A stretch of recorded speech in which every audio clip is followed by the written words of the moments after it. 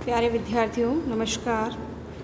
मैं डॉक्टर यशोदा मेहरा, सहायक आचार्य हिंदी, राजकीय कला कन्या महाविद्यालय कोटा। विद्यार्थियों, आशा करती हूँ कि आप सभी अपने घर पर रहते हुए सुरक्षित होंगे, स्वस्थ होंगे और अपना अध्ययन प्रारंभ कर चुके होंगे। विद्यार्थियों, आज की कक्षा में हम रीतिकालीन कवि घनानंद के बारे में पढ़ेंगे।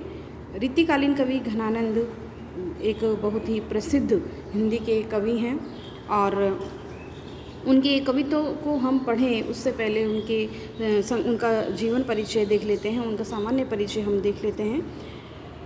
घनानंद के परिचय की जब हम बात करते हैं तो घनानंद का जन्म संवत 1746 ईस्वी में हुआ था और देहावसान संवत 1796 ईस्वी में हुआ था। विद्वानों में यद्यपि उनके जन्म को लेकर मतभेद है, परंतु आचार्य शुक्ल उनका जन्म संवत 1746 निर्धारित करते हैं और हिंदी में लगभग उनके द्वारा स्वीकृत इसी समय सीमा को स्वीकार किया गया है और संवत 1746 ही उनका जन्मकाल माना जाता है। देहावसान उनका संवत 1796 ईस्वी में हुआ। घनानंद के बारे में विद्यार्थियों प्रचलित है कि वे मुग़ल सम्राट मोहम्मद शाह रंगीले के दरबार में मीर मुंशी थे और वे रीतिमुक्त काव्यधारा के प्रमुख प्रतिनिधि कवि थे। विद्यार्थी, जैसा कि आपने रीतिकाल के समय में भी पढ़ा था कि रीतिकालीन समस्त साहित्य को 3 काव्यधाराओं में विभाजित किया गया है: रीतिबद्ध काव्यधारा, रीति सिद्ध काव्यधारा और रीतिमुक्त काव्यधारा। रीतिबद्ध काव्यधारा में वे कवि आते हैं जिन्होंने रीति के बंधनों को स्वीकार करते हुए लक्षण ग्रंथों की रचना की, वे रीतिबद्ध कवि कहलाए, जिसमें केशवदास पद्माकर आदि के नाम लिए जा सकते हैं। दूसरी तरफ रीति सिद्ध काव्यधारा आती है जिसके अंतर्गत कि कवियों ने किसी प्रकार की रीति का या रीति की परिपाटी का अनुसरण नहीं किया, परंतु रीतियाँ उनके काव्य में स्वतः ही सिद्ध हो गई हैं, या कहें कि उनकी रचनाओं में रीति संबंधी जो नियम हैं, जो लक्षण ग्रंथों के जो नियम हैं, वो हमें देखने को मिलते हैं, लेकिन उन्होंने इसके लिए कोई प्रयास नहीं किया। तो ऐसे कवि रीति सिद्ध काव्यधारा के अंतर्गत आते हैं, जिनमें बिहारी का नाम प्रमुखता से लिया जा सकता है। फिर आता है रीतिमुक्त काव्यधारा। रीतिमुक्त काव्यधारा के अंतर्गत रीतिकालीन वे कवि आते हैं जिन्होंने किसी भी प्रकार की रीति की परिपाटी का अनुसरण नहीं किया और उन्होंने जो है अपने मन के उद्गारों के, अपने हृदय के भावों को स्वच्छंद रूप से अभिव्यक्ति प्रदान की, तो वो रीतिमुक्त काव्यधारा के अंतर्गत आते हैं और घनानंद उनमें प्रमुख कवि माने जाते हैं। साथ ही घनानंद की के जीवन की जब हम बात करते हैं तो घनानंद, क्योंकि मुग़ल सम्राट मोहम्मद शाह रंगीले के दरबार में मीर मुंशी थे, वहाँ पर दरबार में एक वेश्या या कहेंगे एक नर्तकी, सुजान नामक एक नर्तकी थी जिस पर घनानंद आसक्त थे और उनका किसी कारणवश, किसी घटनावश सुजान नामक जो प्रेमिका थी उनसे मोहभंग हो जाता है। तो ऐसी स्थिति में उनका जो लौकिक प्रेम जो सुजान के प्रति था वह अलौकिक प्रेम के रूप में परिणत हो जाता है और उनके जो कवित्व हैं, उनकी जो पद हैं, उनकी जो विरह व्यंजना है, उसमें हम सुजान नामक शब्द का बार बार प्रयोग देखते हैं, लेकिन सुजान नामक जो शब्द था वह किसी लौकिक प्रेमिका के लिए नहीं, अपितु उस परमपिता परमात्मा के लिए, पर ब्रह्म के लिए उन्होंने जो है अपने काव्य में प्रयुक्त किया है। तो सुजान जो शब्द है वह उनके काव्य में, उनके कवित्वों में हमें बार बार देखने को मिलता है। घनानंद की जो हम प्रमुख रचनाओं की बात करते हैं तो उनकी कुछ प्रमुख रचनाएं हैं जिनमें सुजान सागर, विरह लीला, कोक सागर, रसकेली वल्ली, कृपानंद आदि आती हैं। और घनानंद के जो कवित्व हैं वो घनानंद कवित्व के शीर्षक नामक रचना से प्रकाशित हैं, उसमें संकलित हैं।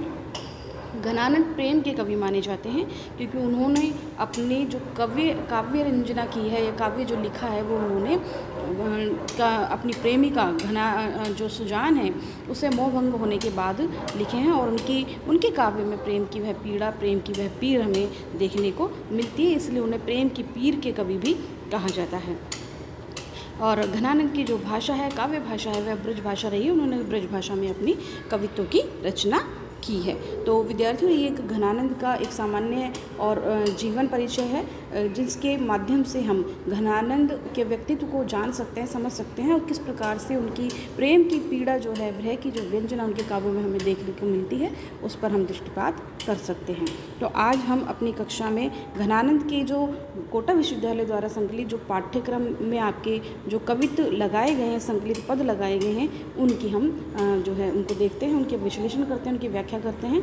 तो आज की कक्षा में प्रथम जो उनका कवित्व जो संकलित है उसको ले लेते हैं। घनानंद के कवित्व। झलके अति सुंदर आनन गोर, छके दृग राजत कान निछय, हंसी बोलन में छवि फूलन की, वर्षा उर ऊपर जाती है वह, लट लोल कपोल कलोल करे, कल कंठ बने जल जावली द्वे, अंग अंग तरंग उठे द्वितिकी, परिहे मनरूप अबे धर्च। प्रस्तुत जो पद है वो ऋतु काव्यधारा के प्रतिनिधि कवि घनानंद द्वारा लिखित है। घनानंद कवित्व से यह पद लिया गया है जो सवैया छंद में रचित है।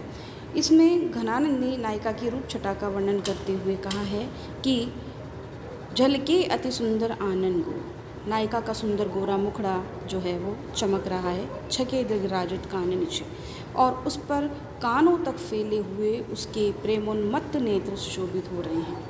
कि झलके अति सुंदर आनन गोर, आनन यानी मुखड़ा, फेस, तो जो नायिका है उसका सुंदर गोरा मुखड़ा चमक रहा है, और छके दृग राजत कान नीचे, उसके जो दृग हैं, जो नेत्र हैं वो प्रेम से छके हुए हैं, प्रेम में जो है लीन हैं, प्रेम में उन्मत्त हैं, और राजत कान नीचे, और वो कहाँ तक विराजमान है, कानों तक।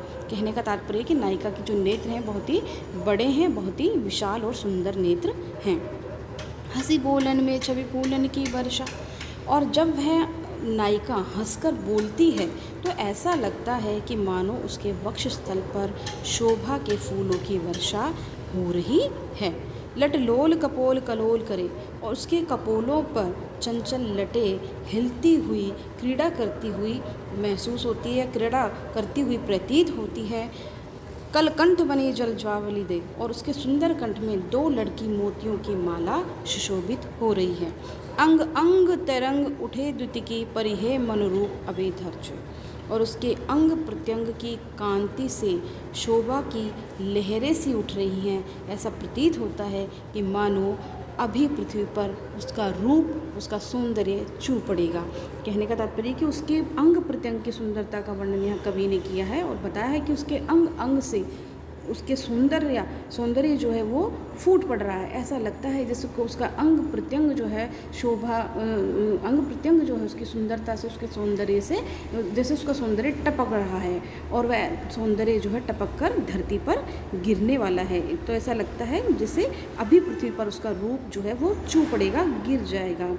तो इस पद में नायिका के मुख, नेत्र, वाणी, लट तथा मुक्तामाला का वर्णन हुआ है। यहाँ संयोग श्रृंगार वर्णन हमें देखने को मिलता है। भाषा माधुर्य गुण संपन्न ब्रज भाषा है, और इस पद में पुनरुक्ति प्रकाश, वृत्यानुप्रास और उत्प्रेक्षा अलंकारों का प्रयोग हुआ है, और यह छंद जो है वह सुमुखी सवैया में लिखा हुआ है, और श्रृंगार रस इसमें हमें देखने को मिलता है। अगला जो पद है वह इस प्रकार है।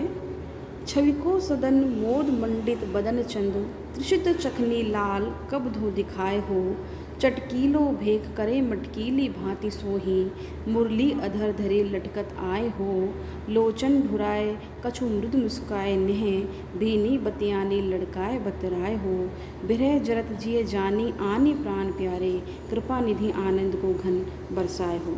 प्रस्तुत जो पद है वो घनानंद कवित्व से लिया गया है, और इसमें घनानंद द्वारा जो ये लिखित पद है इसमें एक नायिका की अभिलाषा का वर्णन हमें देखने को मिलता है। गृहिणी नायिका प्रियतम की रूप माधुरी का स्मरण करती है, और स्मरण करके विरह से व्याकुल हो जाती है, विरह व्यथित हो उठती है, और वह अपने प्रियतम से ये अभिलाषा करती है, इच्छा प्रकट करती है कि हे प्रियतम अब आप आकर जो है हमें दर्शन दें। तो अपने प्रिय से निवेदन करती हुई एक नायिका कहती है, छवि को सदन मोद मंडित बदन, कि हे प्रियतम श्री कृष्ण आप सौंदर्य के भंडार हैं। छवि को सदन, आप सौंदर्य के भंडार हैं, मोद मंडित, और आप प्रसन्नता से मंडित हैं, बदन चंद्र, और आप अपना जो चंद्रमा रूपी मुख जो है वो त्रिषित चखनी लाल कब दो दिखाए हो, कि हे प्रभु आप सौंदर्य के भंडार हैं, प्रसन्नता से मंडित, अपना चंद्रमा रूपी मुख हमारे प्यासे त्रषित नेत्र, तो हमारे प्यासे नेत्रों को कब दिखाएंगे। चटकीलो भेक करे मटकीली भांति सोही, कि आप कब जो है अपना चटकीला वेश धारण करके, यानी कि आप अपना पीताम्बर धारण करके कुछ करे मटकीली भांति सोही, और कुछ मटक कर, मुरली अधर धरे, अधरों पर बांसुरी रखकर या मुरली रखते हुए मुरली अधर धरे लटकत आए हो और धीरे धीरे आप जो है झूमते हुए इधर कब आएंगे। लोचन ढुराए कछु मृदु मुस्काए नेह भीनी बतियानी लड़काए बतराए हो। आप अपने नेत्रों को चलाते हुए मधुर मुस्कुराहट के साथ चंचलतापूर्वक कब जो है प्रेमपूर्ण बातें हमसे करेंगे। आगे कहते हैं कि बिरह जरत जिए जानी आनी प्राण प्यारे कृपा निधि आनंद को घन बरसाए हो।